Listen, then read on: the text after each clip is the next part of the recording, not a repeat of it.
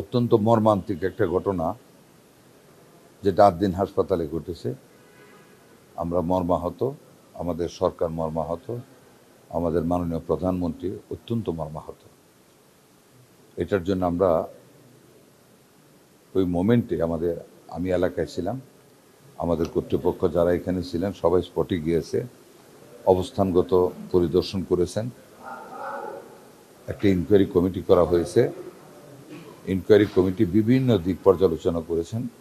হাসপাতালটির অবস্থানগত ওয়ার্ডের অবস্থানগত সাইট, ওয়ার্ডের ভিতরে ব্যবহৃত জিনিসপত্র, কি পরিস্থিতি বাচ্চাদের হয়েছিল, বাচ্চাদেরকে কোথায় মুভ করানো হয়েছিল, ডাক্তারি চিন্তাধারায় যা আসে, ইঞ্জিনিয়ারিং সাইড থেকেও দেখা হয়েছে, সব কিছু দেখা হয়েছে।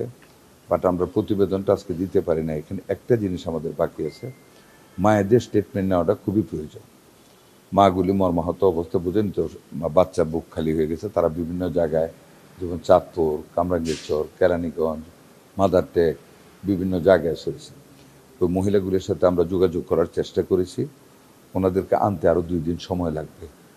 সবাই বিভিন্নভাবে মানসিকভাবে একেবারে ভেঙে পড়েছে। মাগুলির সাথে ওই তখনকার পরিস্থিতিটা ওনাদের কাছ থেকে একটা স্টেটমেন্ট দিতে হবে। যে কারণে তদন্ত কমিটি এই অসম্পূর্ণ বিদায় তদন্তটা, মায়েরা নাই বিদায়, 3 দিন সময় চেয়েছে। দ্য লাস্ট টাইম 3 দিন আমরা সবাই মিলে আমরা ঐক্যমত হয়ে 3 দিন সময় দিচ্ছি। 3 দিন বলতে আজকে 31, 1-2 না, আজকে বাদে না, 3 তারিখ, 3 তারিখে আমরা পূর্ণাঙ্গ রিপোর্টটা পাবো। তখন আপনাদেরকে আমরা রিপোর্টটা জানাবো। তবে প্রাথমিকভাবে জিনিসটা না জানাটা ভালো, কারণ ওই 3টা মায়ের স্টেটমেন্টটা নিলে পূর্ণাঙ্গ রিপোর্টটা আপনাদেরকে দিলে আপনারা পূর্ণাঙ্গভাবে জাতিকে জানাতে পারবেন। এবং একটা কথা শুধু আপনাদেরকে বলি, আমরা অত্যন্ত সিরিয়াসলি জিনিসটাকে নিয়েছি এবং এটার সঠিক তদন্ত বের করে আমরা মেডিকেল সায়েন্সে যতটুকুন পর্যন্ত এটাতে শাস্তিযোগ্য অপরাধ হয় ততটুকু পর্যন্ত আমরা কাউকে ছাড় দেবো না। একটা মায়ের রিকোয়েস্টে 2টা থেকে 4টা পর্যন্ত এসিটা বন্ধ ছিল, ঘরে কোনো ভেন্টিলেশন সিস্টেম ছিল না। কথাগুলি এসে সবই আমি রিপোর্টে দেখেছি, পয়েন্ট যেগুলি অবজার্ভ করা হয়েছে দেখেছি। ওয়ানলি ল্যাকিং মায়েদের স্টেটমেন্টটা।